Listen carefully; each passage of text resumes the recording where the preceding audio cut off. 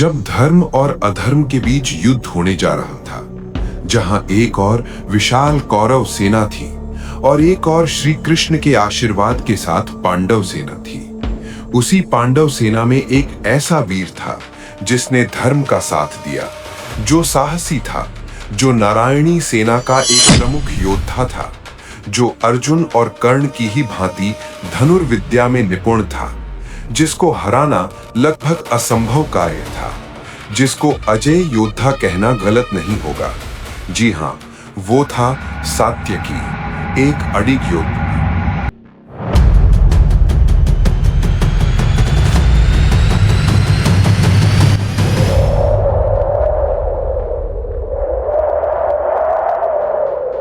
सात्यकी, जिन्हें युयुधान के नाम से भी जाना जाता है, उनका जन्म यादव वंश में हुआ था, जो भगवान श्री कृष्ण का ही कुल था।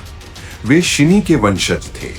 युवावस्था में सात्यकी को महान धनुर्धर अर्जुन से शिक्षा प्राप्त की और आगे चल के वो एक अद्वितीय योद्धा बन गए। वे अपने गुरु के प्रति अत्यंत श्रद्धा रखते थे और यही कारण था कि जब कुरुक्षेत्र युद्ध का समय आया तो सात्यकी ने बिना किसी संकोच के पांडवों का साथ दिया, क्योंकि वे जानते थे कि धर्म उसी पक्ष में है जहां श्री कृष्ण और अर्जुन। कुरुक्षेत्र के युद्ध में सात्यकी ने अपनी वीरता का अद्भुत प्रदर्शन किया। रणभूमि में वे सिंह की तरह गरजते हुए शत्रुओं पर टूट पड़ते थे।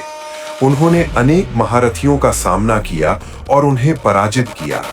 उनका सबसे महत्वपूर्ण कार्य था अर्जुन की रक्षा करना, क्योंकि अर्जुन उस युद्ध के सबसे महत्वपूर्ण योद्धा थे। जब अर्जुन जयद्रथ का वध करने के लिए आगे बढ़े, तब सात्यकी ने उनके पीछे की सेना को संभालने का जिम्मा उठाया और उन्होंने अकेले ही कई कौरव योद्धाओं को रोक लिया। जब सात्यकी का सामना भूरिश्रवा से हुआ, भयंकर युद्ध के दौरान भूरिश्रवा ने सात्यकी को लगभग पराजित कर दिया था और वे उन्हें मारने ही वाले थे।